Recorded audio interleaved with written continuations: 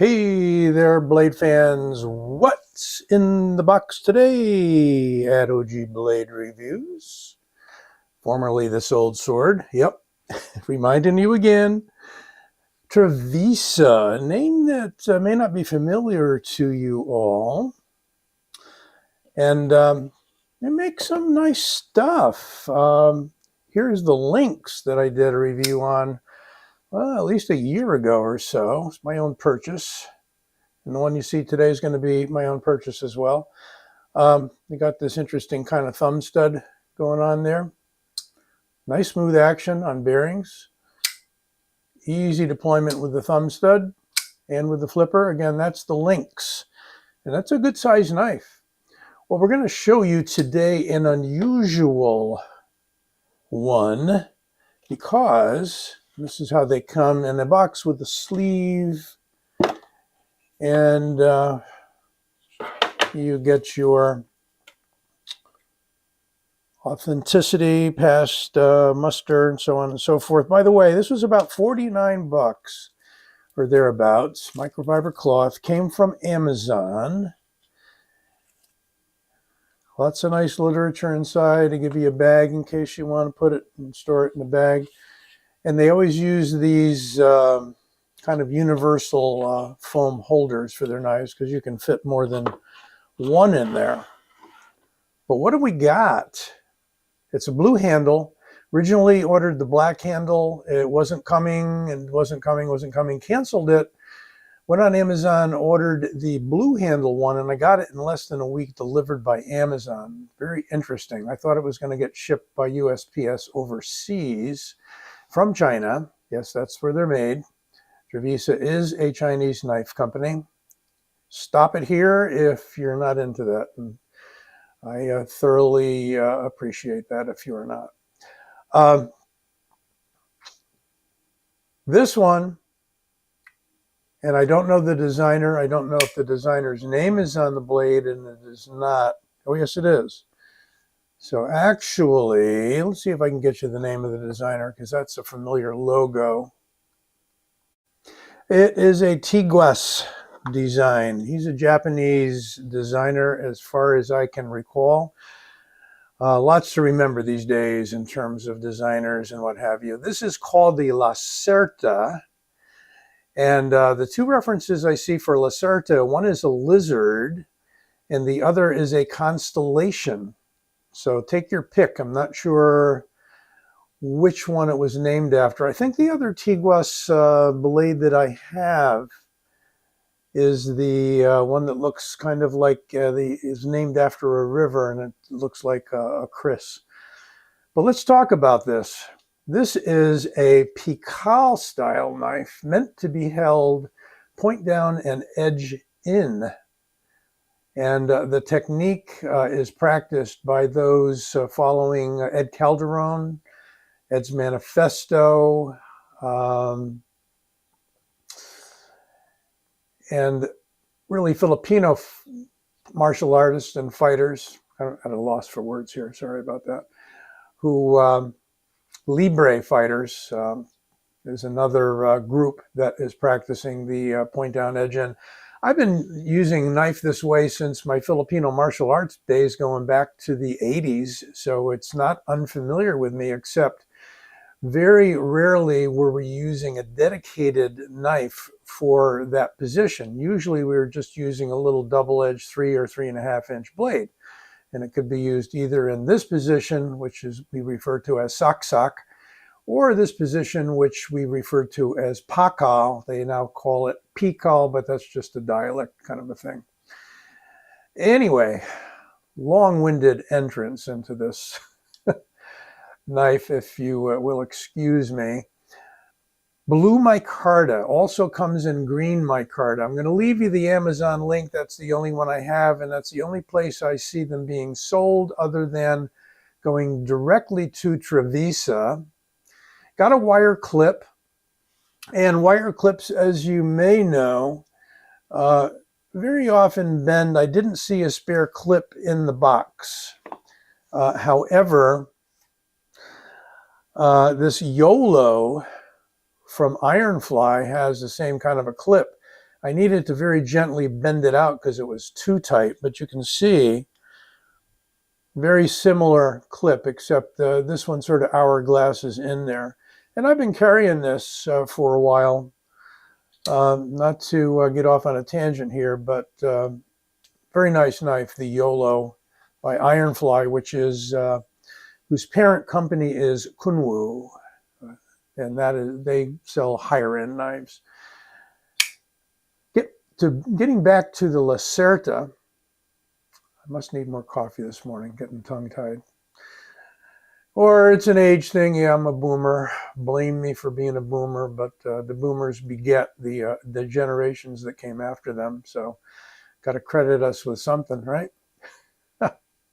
Trivisa, there's their logo. Oh, that's their logo. So it's a T. And I like the design pretty much. If you've seen some of my other videos on Pikal knives, you know that ideally I like the blade raised above the handle, which this is, but I like to have that point directly 90 degrees out from the forearm or in a line with the handle. So although it's raised above the handle, so this axis here, and then we've got a parallel axis up here, but you see it kind of tips down. Now you would think, well, if I'm coming down with the knife, that's good. But on this jabbing motion that creates an arc, the first thing that makes contact is the point. So, example, if this blade is coming in this way, you see the point is down, we're really pushing on this somewhat blunter part of the point rather than this part of the point. And it's certainly sharp out of the box, sharp enough for a Pikal knife, which is going to rip. So I'm happy with that. It can still be held if you want this way, although the handle's a little out of whack for that, but it's bowed here, so you do have a place for the fingers if you wanted to use the jimped thumb ramp here and use it more like a raptor's claw kind of a thing. It would work quite well for that. It would actually work quite well this way because we have motions in combat knife fighting, tactical fighting in the Filipino style, where we're coming in from the sides, 8 and a 9 they call that. Almost cut my connecting wire there for the camera. Can't get too frisky. We will measure it up, and I'm going to give you some compares. So it is just shy of 8 inches, call it 7.9 overall. And we've got about a 3.4 inch blade with about a 3 1/4 inch cutting edge measuring on the curve. Handle thickness in inches, 0.51, not bad.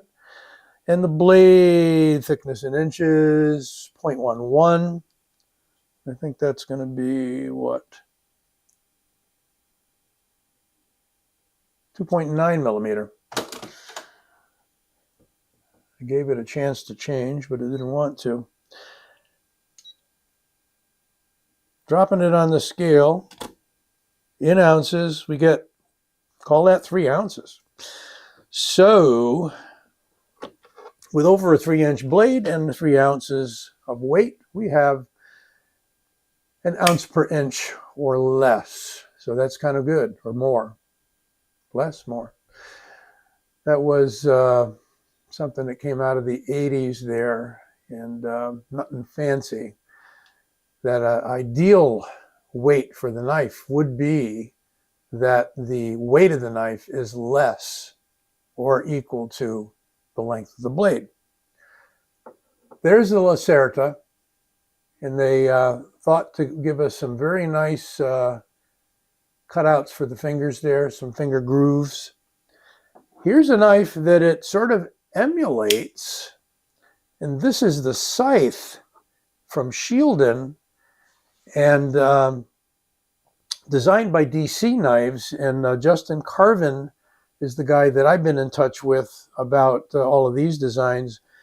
But I think Old Squirrel, and I forget that guy's name, Chris, I think, is co-designing these with them. And this has been a great success, and they have an XL version out now, but currently out of stock as far as I know on Amazon, but made by Shieldon.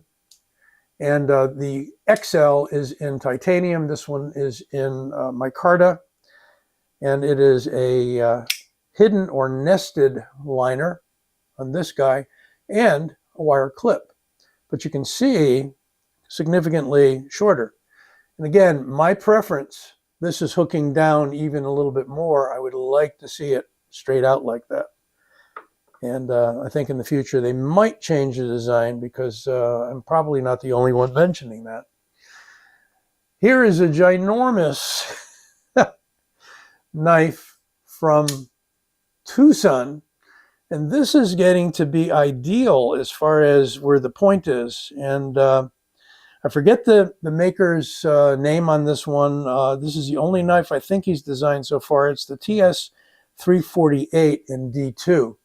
But this is outrageous, the way that he has raised the point on that one. But it is fairly ideal, you see, in terms of that point being more or less straightforward. And this is a heavy knife, titanium, and got some micarta woven in there, all kinds of anodizing. But look at the size of that monster compared to the others. Good God, it's crazy. Not sure you can still get these. It's a frame lock. Might be out of production. Sometimes Tucson does that. They'll keep it around, or they will not keep it around. Finally, as an example, I have the Pinkerton, designed by Dirk Pinkerton, inversion that just came out under his own label. And this is the ringed Pikal. Was previously offered by Concept in, I think it was titanium. These are fantastic. And these have the wave opener. You can remove it and put a thumb disc on it. You can remove the ring if you don't like the ring. You can raise and lower the clip. All kinds of options here. I have the folded metal clip on there for deep carry, but it also comes with a very nice titanium clip. All kinds of options. And you can see here that we're almost perfect with the way the point is. Okay? Point forward, jab straight, pull down. So the arm makes an arc when you're swinging it in a natural kind of gross motor fashion that these knives are designed to function with. But that is the ringed inversion by Dirk Pinkerton. And you can see the sizes. We've got about the same overall length here as on the Lacerta. Premium materials, S35VN on this guy. And if I didn't mention it, 14C on the Lacerta. When I put up the measurements earlier in the video, you would have seen them pop up so that you can read them as well as hear them. Now, I'm thinking there was some idea borrowing for the Lacerta from the scythe. And when I talked to Justin about that, he didn't deny it. And I guess there was, in the beginning, a little bit of cross collaboration there. But the scythe is entirely his design, and also Old Squirrel Knives design. I like the way this turned out. Again, ideally, the only thing I'd like to see is that instead of dropping the point, that the point out directly in line with the handle, or I should say on the same axis, shifted up as the handle. And that would be my only qualm. It's a light knife otherwise. Not exactly drop shut, but it's a light blade. It has an extremely well done detent. I mean, a little bit of pressure and it breaks. You can't feel it, or can I? Yep, I can feel it. But look at that. So easy. Wide open construction. Nope, it's not. Spoke too soon. We got a backspacer, almost a full backspacer, exposed liners, and a nice lockup. No lock rock, no blade play. And even if you were to get this knife for this, or cutting rope or twine or string, because of the hook, it should do that quite nicely for you. When you sharpen this, you can use some Spidey ceramic rods. Would be a great way to do that. Or some of the knife companies also offer for their sharpeners the kind of an oval diamond stone. I have one of those. All kinds of stuff. I think Gritomatic has a lot of aftermarket products for different knife sharpeners. It's not entirely impossible to sharpen a curved knife. Well, that's what we got for you today. Don't forget to give this vid a like and subscribe. I'll be back with you soon.